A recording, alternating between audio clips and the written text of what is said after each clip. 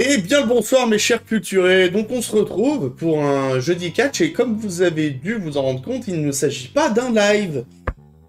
Comment ça se fait? Est-ce que c'est parce que comme d'habitude j'ai une flemme immense? Oui. En fait c'est pas une question de flemme, c'est une question de quitte à faire des vidéos à enregistrer autant qu'elles soient vues. Et bon, 96 vues c'est quand même pas fou, hein, voilà, puis il y avait pas beaucoup de spectateurs à ce moment-là. Donc peut-être qu'on fera des lives plus tard, mais je me suis dit, je préfère enregistrer. Comme ça, je peux mettre les passages vidéo du Royal Rumble. Donc voilà, petit programme pour la soirée. Donc on aura le podium pour expliquer ce qui s'est passé en weekly chez Raw et SmackDown. Donc le Raw de ce lundi, donc le lundi 25. Et oui, c'est ça, le lundi 25 novembre. Et du vendredi d'avant. Le vendredi... C'est bien, on apprend les mots. Le vendredi 22 voilà. Novembre. On va dire, là, on enregistre, on est le 28 novembre, donc c'est le weekly de cette semaine-là, et donc on va commencer par le podium, et après, avant d'enchaîner avec le Royal Rumble, vu qu'il y a Survivor Series ce week-end, on parlera de nos pronostics pour Survivor Series, pour les différents matchs qui ont lieu. Et après... let's get ready to rumble!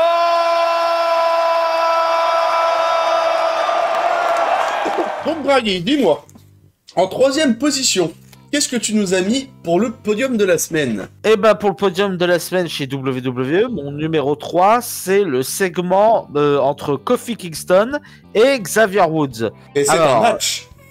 C'est-à-dire que moi, je pareil. Eh ben, ouais, en même temps, alors, je sais pas pour toi, mais cette rivalité, ça fait des mois qu'elle dure, mais c'est la première fois que je suis intéressé par cette histoire parce que, durant ce segment, ils se sont balancés des michtres verbaux dans la gueule en se disant leurs quatre vérités, en disant des trucs. Si j'étais derrière eux, j'aurais pas arrêté de faire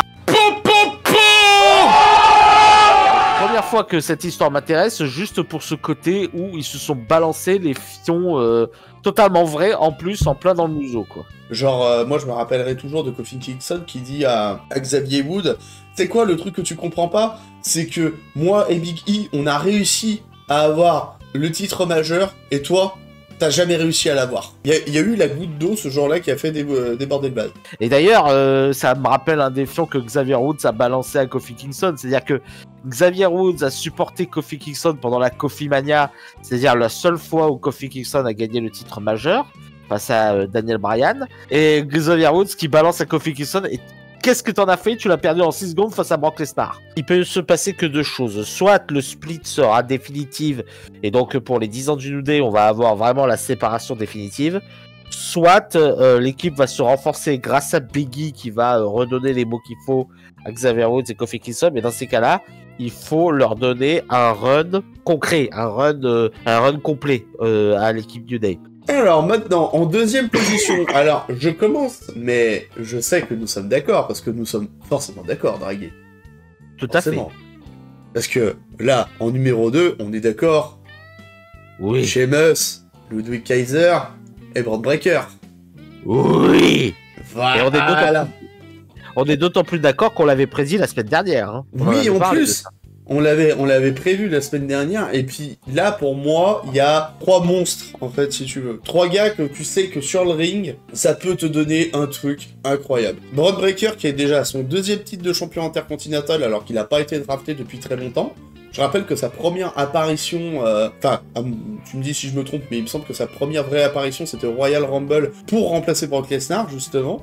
Au début, on lui donnait que des espèces de catcheurs silhouettes, tu vois, pas des gens qui font vraiment partie du roster, c'est des gens qui sont plus guests, qui sont là, plus invités, c'est pas des grands noms qu'on verra souvent. C'est clairement, ils sont là pour se faire démonter rapidement. Et en fait, lui, il a enchaîné ces matchs-là. Il a jamais eu de rivalité concrète avec qui que ce soit pendant très longtemps, et au bout d'un moment, ça lui a cassé les couilles, donc il s'en est pris à Ricochet. Et après ça, il a commencé à lancer un run pour récupérer le titre intercontinental qui était gardé par Sami Zayn. C'est ça, qu'il avait gagné fraîchement contre Gunther. C'est ça. Et ce titre-là, donc il a eu un premier match avec Sami Zayn que, il me semble, il n'a pas remporté. Et après, c'est à SummerSlam qu'il a chopé le titre pour la première fois, avant de le reperdre plus tard contre Jey Uso, et de le regagner contre Jey Uso encore à nouveau, à cause d'une intervention de la Bloodline. Donc là, on a Ludwig Kaiser, qui est un des meilleurs heals, parce qu'on sait, Ladies and gentlemen, et Sheamus parce que c'est le Celtic Warrior, le roux le plus énervé du roster. En fait, tout est bien écrit dans cette histoire parce que comme tu as bien décrit la route de Bron Breakker, là où c'est intéressant, c'est que on en fait un bulldozer, mais pas un bulldozer indestructible. On lui donne quand même 2-3 défaites pour parfaire son personnage. Ensuite, on a Sheamus qui est quand même le plus ancien des trois, qui a donné plusieurs histoires avec Drew McIntyre et d'autres, qui a gagné plusieurs championnats majeurs. Et donc du coup ça fait un personnage charismatique en plus dans ce match. Et Ludwig Kaiser qui sort à peine du joug de Gunther et qui déjà développe son propre caractère, quoi. Donc c'est parfait ce qui est en train de se passer. Bon, par contre, pour le top 1, on peut comprendre qu'on avait quelques divergences, mon cher Draghi. Est-ce que tu peux m'expliquer ce qui est dans ton top 1 du Weekly? La Discord, je commence la révolution, mon cher culturé. En fait, mon top 1 de la semaine, c'est le segment Cody Rhodes, Kevin Owens, où on continue cette rivalité que je trouve géniale. Pourquoi géniale? Parce que Kevin Owens est le méchant de l'histoire, mais il a pas tort. Je crois que c'est la première fois depuis qu'il a gagné le titre contre Roman Reigns qu'on voit vraiment Cody Rhodes en difficulté psychologiquement parlant. Il se retrouve face à un adversaire qui arrive à l'atteindre, à le déstabiliser, si bien que le gars, il commence à être violent backstage. Il supporte pas qu'on dise que Kevin Owens, il a quand même raison. Donc je trouve cette rivalité de plus en plus intéressante. Mais alors, pourquoi on n'a pas ce match Survivor Series? Il a été annoncé que ce match sera pour l'événement Saturday Main Event le 14 décembre. Alors, je ne sais pas si Saturday Main Event va être un gros show. Ce sera peut-être bien, on sait pas. Sauf que putain de merde, Survivor Series, ça fait partie des 4 plus gros pay-per-view de la WWE. C'est le Big Four, comme on le dit, avec Royal Rumble, WrestleMania, SummerSlam et donc Survivor Series. Une rivalité qui est écrite comme ça. Surtout que là, en ce moment, on attend presque une apogée. Une rivalité aussi bien écrite, aussi passionnante, tu la fous dans un Big Four. Tu la fous au Survivor Series. Tu ne la fous pas sur un nouvel événement dont on n'entend pas parler, bordel. Ça me fait chier. Ça me fait chier qu'un tel match qui a l'air si bien écrit que j'ai une érection comme pas permis juste en y pensant à comment ça va donner. Ça me fait chier de pas l'avoir en Survivor Series. Ça m'emmerde. Mais sinon, pour tes érections, faut quand même faire attention, hein. C'est pas normal, là. Écoute, à mon âge, on prend les érections qui viennent. Voilà. Bon, et moi, on est sur un truc un peu plus classique. Je me suis fait avoir par quelque chose de simple, mais le retour de Paul Heyman. J'adore les prestances de Paul Heyman à chaque fois qu'il prend le micro, à chaque fois qu'il s'adresse. Il a ce côté un petit peu personnage burlesque que j'aime beaucoup.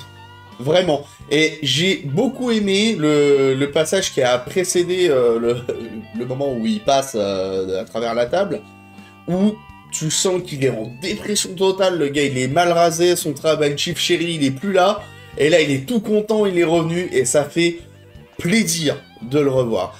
Mais CM Punk, je dis pas que ça gâche, parce que pour moi c'était plutôt logique que ce soit ça, parce que je sais qu'il y en avait certains qui espéraient que ce soit Cody Rhodes, et non. D'autres qui voulaient Seth Rollins, alors certainement pas, c'est logique qu'il ait refusé, et il fallait qu'il garde ce cap-là, parce que quand bien même il est en rivalité avec Bronson Reed, ça ne justifie pas le fait qu'il soit allié avec Roman Reigns, surtout vis-à-vis de ce qui s'est passé avant. Donc c'est très bien qu'il ait dit non, c'est très bien qu'il soit pas allé là-dedans. À la rigueur, il nous fait une intervention, parce que de toute façon il y en aura probablement une avec The Rock, ou un truc comme ça. Moi je sens bien venir comme ça. Mais CM Punk, ouais, c'était peut-être le choix le plus logique. Mais que les gens aient autant d'engouement pour ce catcheur qui pour l'instant n'a rien foutu, je veux dire, les seuls matchs qu'il a eu c'est contre Drew McIntyre, et c'est tout. C'est tout, putain. En match, il a eu que ça.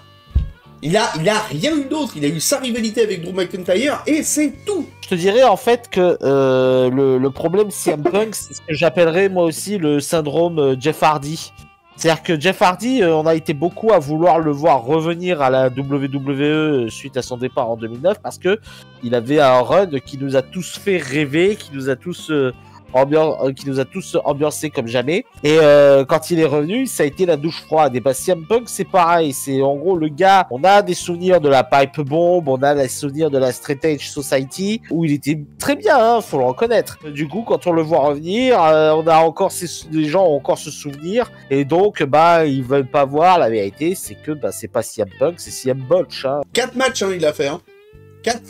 Enfin, si je dis pas de conneries, il en a fait que 4.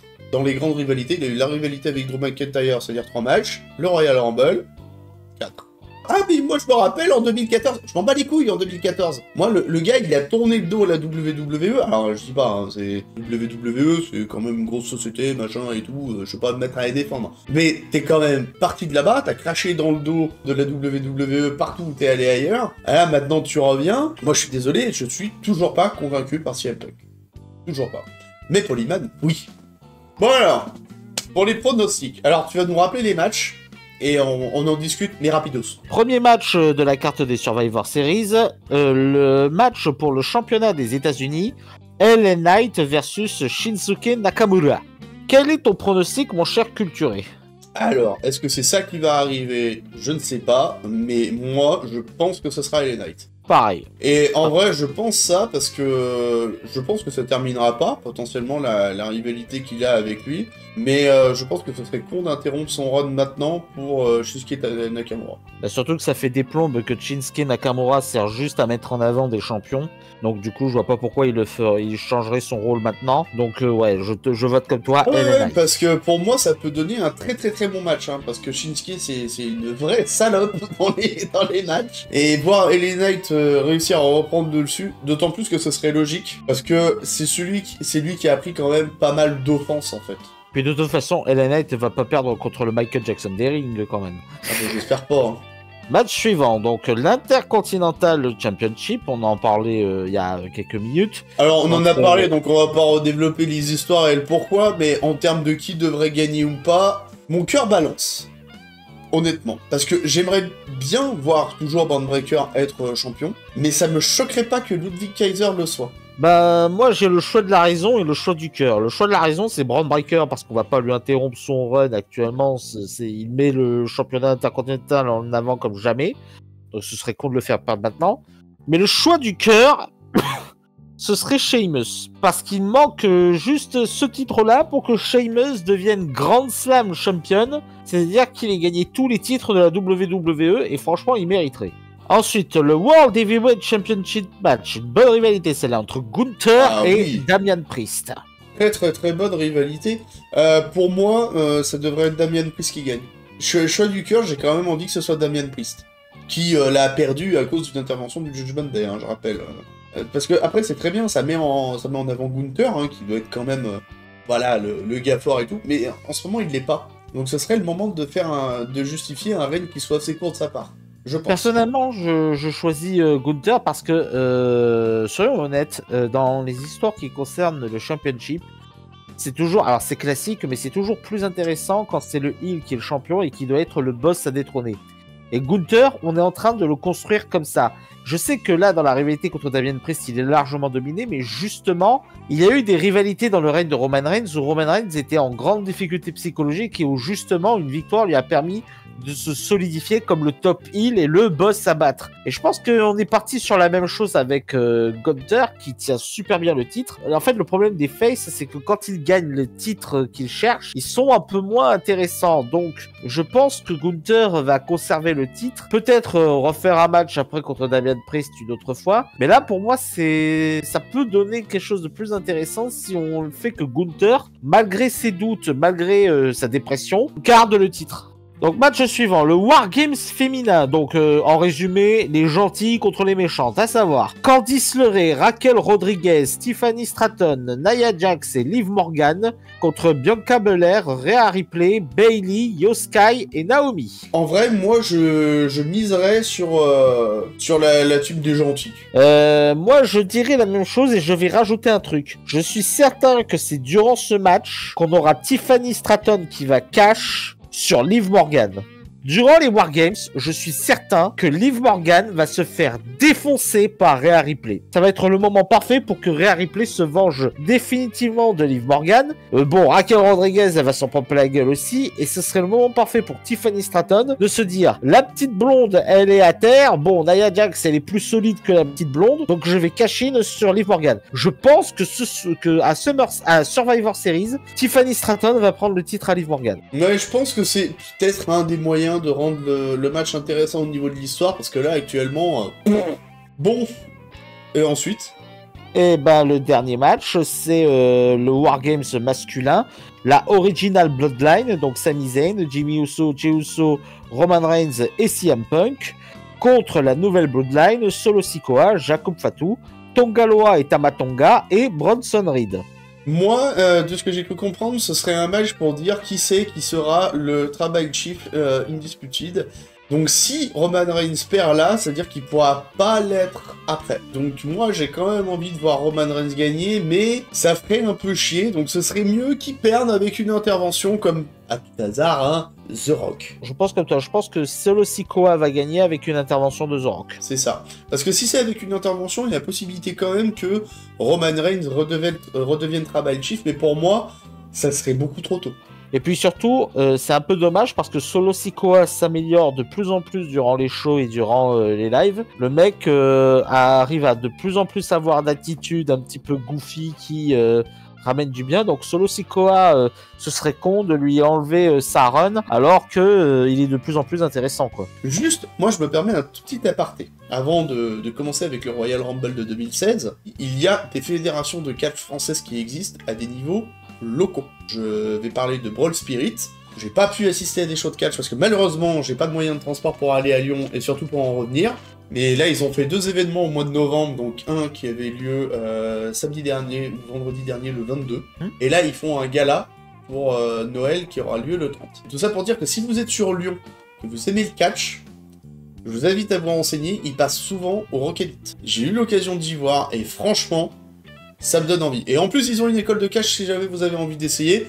Mais si jamais vous avez juste envie de tester, de voir ce que ça donne d'être dans le ring et d'en apprendre un peu plus de ce côté-là, ils font des stages à côté. Alors je précise, hein, je suis pas du tout sponsorisé par eux ou quoi que ce soit, j'ai même pas de contact avec eux directement, c'est juste que j'aime bien le catch et le voir au niveau local, ça peut être sympa aussi. Donc je vous encourage à y aller si vous êtes sur Lyon et que vous avez envie de voir des shows de catch en France. Eh bah écoute, puisque tu parles de shows de catch locaux, je vais aussi parler de moi aussi d'une association qui est pour moi la meilleure association du sud de la France, à savoir la NCCV, donc la Neo Catch Club du Var. Dont je fais partie actuellement puisque c'est là-bas que j'apprends le catch actuellement nous sommes à 2 shows par an depuis l'année dernière. Nous avons sorti un show le 16 novembre où on a vendu à peu près 500 places et nous avons des catcheurs de l'Europe entière qui viennent chez nous. Par exemple, on a Peter Fischer qui a catché dans toute l'Europe et qui est actuellement le champion de la NCCV. Et donc la NCCV, c'est ici une école de catch où on a un stage tous les mois. C'est une très bonne école pour faire ses armes sur le catch. Alors je vais pas faire mon laïus sur les écoles de catch, mais disons que c'est l'école la plus sûre par rapport à toutes celles qui vous arnaquent et malheureusement qui sont nombreuses. Par exemple à Marseille, il y en a une dont je ne citerai pas le nom qui a des pratiques douteuses. La NCCV et la Brawl Spirit, ce sont des écoles sûres pour le coup. Voilà, c'est pour ça que moi je me permets d'en parler aussi, parce que justement, des écoles professionnelles que j'ai pu avoir, de gens qui ne se sont pas fait avoir, c'est les écoles qui ont la meilleure réputation. Et en termes de show, j'invite vraiment à regarder sur Instagram ce qui est fait. Alors NCCV, j'ai pu en voir aussi 2-3, et vraiment, ça vaut le coup d'œil. Bon, let's ready to rumble. Je sais plus comment il dit le gars. Let's get ready to rumble.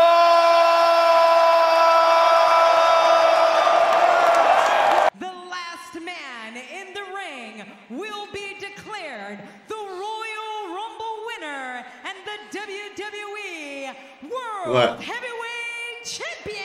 Voilà, en gros, vient le champion de la WWE. Donc ça veut dire que le premier... La clim. La clim, hein. Là, on est dans la suite, hein, parce qu'on rappelle, on avait fait le live, qui est toujours disponible en tant que live, où on avait parlé de la clim qui s'était pris à la toute fin. Ah bah, elle a pas diminué depuis, hein, c'est toujours la clim. Ah, bah, elle était plus violente en 2015, mais bon, c'était contextuel, on va dire. Ouais. oui, d'accord, ça commence bien. Ah.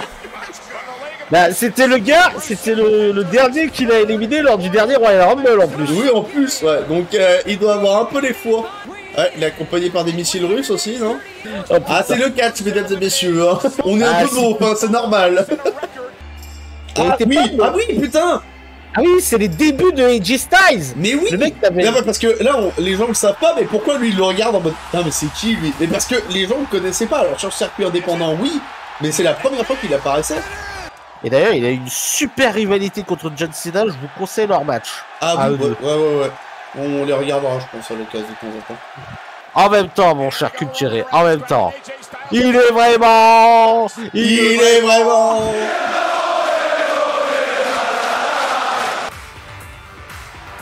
C'est... Qu'est-ce que c'est? Eh bien attends, c'est moi ou c'est des têtes de serpillière au niveau de ses fronçons? Ah mais putain, en fait, il a envoyé pour nettoyer le ring. Ah regarde, c'est vraiment des trucs de serpillière quoi. Je te dis, en fait, il y a 2 sauts dehors, comme ça, il sort de temps en temps par-dessus la deuxième corde, et puis après, il va se mettre dans les sauts, puis il nettoie le ring après. J'ai pas fini le ménage. Ah bah... Allez, hop. Juste, ah non, mais Jericho, même encore maintenant, il cache toujours d'ailleurs. Ah oui, il est à l'EW. Mais c'est un mec, dans la vraie vie, faut pas le faire chier. Genre, il a 1v1 Bill Goldberg, il a gagné. Il a 1v1 Brock Lesnar, il a gagné. Ah, Kane. Alors, Corporate Kane, ah non, là... non, c'est Kane normal, là. Je trouve toujours le mieux comme ça. Là, on voit bien sa shape, là. Oh, putain.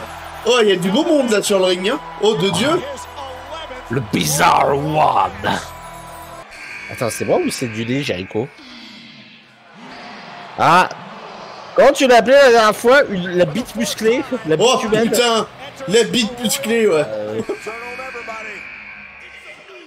Ah, c'est Kofi Kingston. Ah, c'est peut-être Xavier Woods. Non, Xavier Woods, je crois. Ah non, Kofi Kingston. Pourquoi? Alors, c'est complètement... Mais pourquoi ils accompagnent Xavier Woods, alors? Là, ils sont tous autour, ils sont autour de lui. Ouais, vas-y. Ouais, mais c'est pas toi, en fait. Mais c'est débile. Mais c'est super, je suis sûr et certain qu'ils sont rentrés dans le truc, ils étaient ouais, vas-y Xavier Woods. Ah merde, non, c'est pas toi, regarde, c'est pas ce qui a marqué sur l'écran, arrête tes conneries. Il a croisé Mick Foley. Oui, putain. De Dieu. Ouais, Goldust, ciao.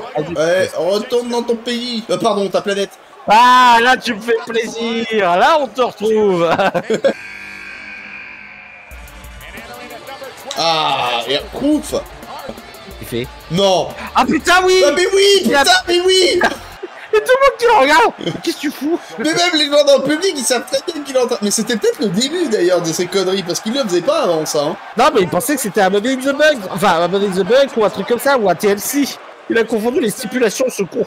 Ah bah c'est ça le Coffee Save. Ah oui, c'est celle-là, ouais. Et oui, vous voyez deux catcheurs se monter l'un sur l'autre, et ce sans que ce soit une chaîne pour adultes. Oui, sans que ce soit sexuel, hein. C'est pas une sextape qui a tourné, hein. Ça c'est autre chose. Bien qu'il y ait Xavier Woods. Ah non. Ah, l'extraterrestre. Non, adrénaline, non. Pas tout de suite, ça. Non, ça suffit. Ça c'était la mauvaise faire. Non, mais sérieux. Oh, ils abusent. Mais on veut voir ce qui se passe dans le ring, putain, c'est bon, on a compris que vous étiez amassé à Roman Reigns à l'extérieur. Oui, voilà, démontez-le, puis après on passe à autre chose, ça bon. En plus, il a l'air de se passer... En plus, c'est con, mais vous êtes en train de gâcher l'action de Stardust qui vient de rentrer dans le ring, alors que putain, quoi. Ouais, vas-y, fais ton splash, allez. Puis je peux même pas dire... Il est déjà mort. Il est pas éliminé, putain de merde. Il est pas éliminé, c'est débile. En plus, dans la logique, tu le ramènes dans le ring, il y a un autre catcheur qui voit qu'il est affaibli, il le sort du ring, voilà, c'est bon. Et là, maintenant, ils vont faire tout le truc, ils vont filmer avec la civière. On a compris, merci, l'information a été donnée. Ah bah au moins, vous filmez le Big Show, quoi. Oh mais non, mais... Là, tu vois, je sais même pas si Ryback a été éliminé, on sait pas s'il est passé par le dessus la troisième corde. Alors lui, par contre, c'est un putain d'athlète, le mec. Ah oui, ça a l'air, hein. Effectivement. Hop là. Ouais, je trouve, ouais, il y a une bonne introduction, de voir sauter au niveau de la troisième corde, ça va être peut-être, ouais, d'entrée de jeu. Ah bah là, on reconnaît la démarche, là. Là, c'est la démarche de je vais niquer ta mère. Ah, Braun Strowman, j'aime bien parce que même dans ses histoires les moins bonnes, il reste impressionnant physiquement. Ouh. Ah bah Kevin Owens, bien sûr. Ah bah, oui. Non, il sortait d'un match. Kevin Owens. Ah oui déjà. Il était horrible. Il sortait d'un match contre Dean Ambrose. Bah et visiblement ça a l'air d'aller encore, hein. Ah bah, il à peu était près. motivé, quoi. Ah pareil. Allez, il va finir son match avec Kevin Owens. Ambrose. La force de fruits. Connard, j'avais pas la rêve. J'adore toujours l'attitude de Dean Ambrose quand il se bat. Allez, Stardust, finish your story. Ah, Sami Zayn. ah, c'est notre vegan préféré. Mais faut vraiment voir les matchs Sami Zayn contre Neville à NXT. C'est du banger. Ah oui, c'est vrai qu'il est toujours là, lui. Ah bah, il est long du bas, hein. Les blagues de merde, c'est mon domaine, tu me battras pas. Du coup, attends, mais ça veut dire que la Royale féminine, là, elle est littéralement en train de nettoyer le ring, là, quoi. C'est un peu ce qui se passe, ouais. En fait, il le prépare pour l'arrivée de Bray Wyatt. Après, il va arriver avec sa wheeling chair, là, hop, et puis il va être comme ça. Non, Mark Henry, c'était quand même quelque chose aussi, hein. Ah bah, c'était un bœuf, ce mec. Le mec a tracté un camion, quoi. Ah bah voilà. Ah, c'est les blancs redneck, hein, qui virent le noir. Bravo, je comprends le message, là, tout le monde. Bien joué, hein. Bien joué. Bon bah écoute, c'est pas pour me déplaire. Toi, tu vas avoir des problèmes. Eh, vous pouvez pas m'emmerder, j'ai un pote afghan, voilà. Il vous explose. Oh putain, je viens de comprendre.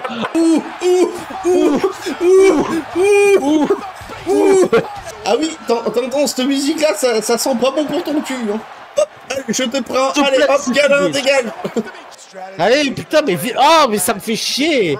Oh putain, mais t'étais meilleur au Royal Rumble 2020, toi. Ah ouais, non, là, c'est juste, tiens, il y a 4 personnes, et ben je les fais tourner en rond.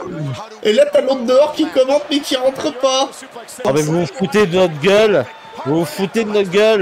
Et vous pouviez pas faire ça avant. Mais putain, mais c'est quoi cette histoire gérée avec le cul, quoi? C'était avant qu'il fallait faire ça, quand ils vous avaient pas tous éliminés. Moi, je dis que c'est à cause du gars tout à l'heure qui était content qu'il se fasse tabasser Roman Reigns. Vince McMahon, il a bien fait de dégager. Je dis tout haut ce que tout le monde pense tout haut. Bah ouais, bah l'exécution, elle est nulle à chier, tu vois. Ah oui. Bon, parce qu'en plus, ils ont forcé sur le fait que Brock Lesnar n'a éliminé personne, il a pris son temps avant de les éliminer. Ça sent que c'est forcé au bout d'un moment, merde. Ah, ça, c'était la meilleure musique de Sheamus. En fait, c'est pour scier les cordes. Ah, regarde, hop là, pas du tout. Mais je ne l'avais pas vu venir, dis donc. Oh là là, je suis surpris. Mais dis donc, que diable, je tombe de ma chaise. Non, ça, je vais pas le faire par contre, parce que je vais me faire mal. Je sais très bien pourquoi ils font ça, parce que j'ai vu, dis donc. Je sais très bien qui c'est qui va rentrer en 30. Mais là, j'avoue, c'est toujours très cool d'entendre du Motorhead. Ouais, après, je peux pas nier. Oh putain, j'ai oublié qu'il était encore là. Oui, moi aussi. Ah, le Lion Salt, c'était quand même impressionnant. Allez, hop là. Ah, mais c'était ça qu'on voulait voir, putain. Mais oui, putain, mais c'est censé être ça, le Royal Rumble, nom de Dieu. Oh non, dommage, j'aurais aimé le voir. Allez, ça s'enchaîne bien, là, j'aime bien, là. Là, j'aime bien. Ah, voilà, bah là, on reprend un peu d'intérêt, là.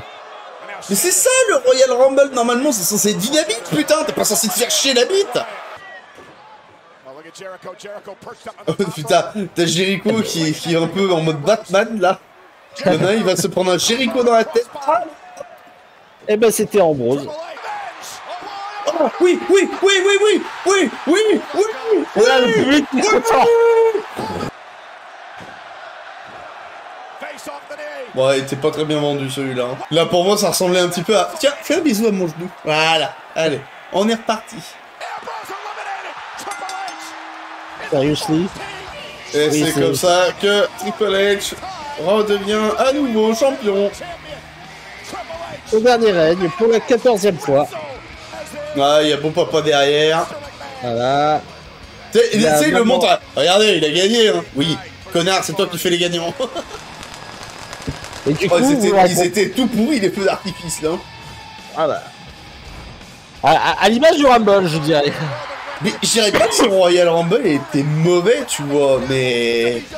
Il y a eu une grosse période de vide, quoi. Ouais, il y a eu trop de vide, parce que sinon, en vrai, il y a eu des moments qui étaient sympas. Mais alors, étonnamment, c'était plus au début. Alors que normalement, c'est plus au début que c'est chiant. En gros, t'avais le début qui était bien, la fin qui était un peu sympa, et le milieu où on se concentre sur ce qu'il faut pas se concentrer. Décevant, ouais. Décevant un peu quand même, hein.